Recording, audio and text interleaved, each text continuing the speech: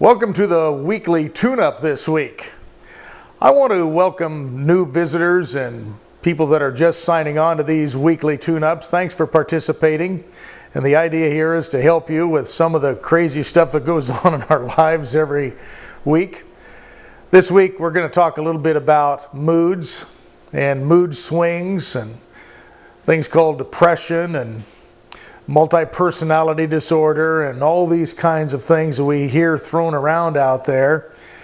You know, the sad thing right now, a lot of people are taking antidepressants that really are not requiring them. Seems like the doctors just give that stuff away pretty easily right now. And a lot of what's going on with people has more to do with the way they think sometimes than it really does even chemical imbalances. We have to realize our mind is pretty much a chemical factory. However, it's driven by a part of the mind called the hypothalamus, which drives our endocrine system, which is hormones and all the neuropeptides that make up our brain chemistry and our thought chemistry and our hormones that run our body. When we think a certain way, the hypothalamus triggers certain hormone triggers that create a cocktail that pretty much dictates the way we think about things. The nice thing about that is we're pretty much in control of what we think about. Now, I know many people come to me and say, well, Dr. Gary, my brain just kind of does what it wants to do. I have to be on top of it all the time. And that is correct for a while. But if you'll just pay attention to being in the moment, and we hear that thrown around all the time, but in this moment, as we talked about in the last tune-up, this is really the moment where we can affect change in our thought process. If we focus on the past and the future, always remember those kind of thoughts are just fiction. They're just make-believe. The present moment, right here, right now, this is where you're at. This is where you can control thought processes when you become uptime or conscious about what you're thinking about and consciously shift those thoughts. Now, I ask people to go to something that makes them feel pleasant. Many people are so depressed they can't think of anything that makes them feel pleasant. There's something out there. You haven't always been this way, most likely. And if you have, maybe you are actually clinically depressed. But most people, as life moves on, we get bruises during our life. These kind of behaviors set in because we start recognizing that, wow, we can have a problem. We can have challenges. We can not feel good. We can be overcome by other situations. And that allows us to dictate our thinking and let it be manipulative to us so we can't think properly because we allow ourselves to lose control of it and just meander like a river.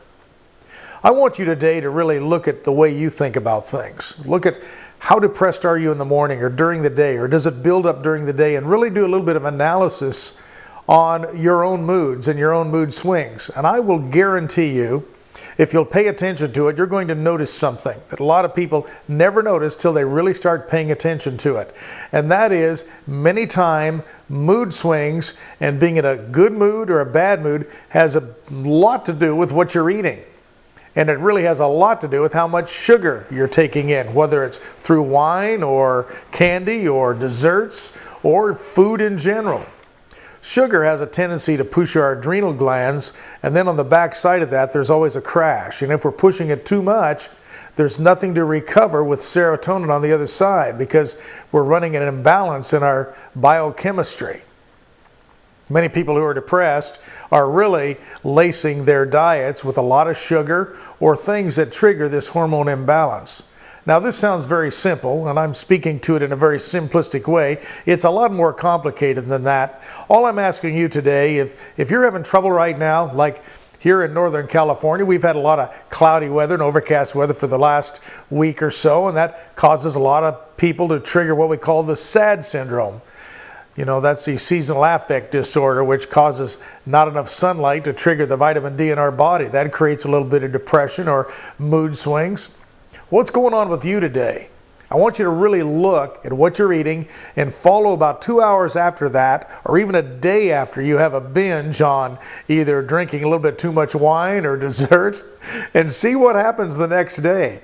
And I'll bet you will find a correlation between what you're eating, what you're thinking, and the way you feel about things.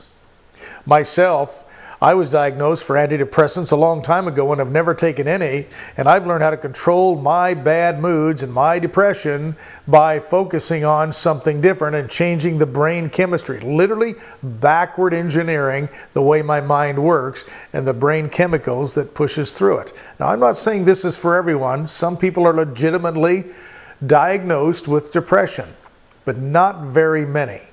A lot of our depression today is what we call either induced by our own thought process or environmentally induced by the people we hang out with or what we do and what we do with our time. And one of the greatest ways to become depressed is non-accomplishment or just sitting around too much. So today, get out there, accomplish something, or do something so you can see yourself making progress, whether it's cleaning a closet, whether it's cleaning the house, or just taking a walk that you normally wouldn't take. You'll notice that's going to make a difference. Let's practice that this week. Let's pay attention to it. I want to hear some feedback from you to find out what you found out. And also, again, thank you for contacting me, and I look forward to hearing from any of you with anything you'd like me to talk about. This week, I've heard a lot about this, so let's see if we can really look at what we're eating, control what we're thinking, and when we go into the past or the future, pull ourselves back to right now and focus on something that makes us feel good or focus on accomplishing something. Until next week, this is Dr. Gary wishing you an extraordinary week. Thanks for watching. Bye-bye.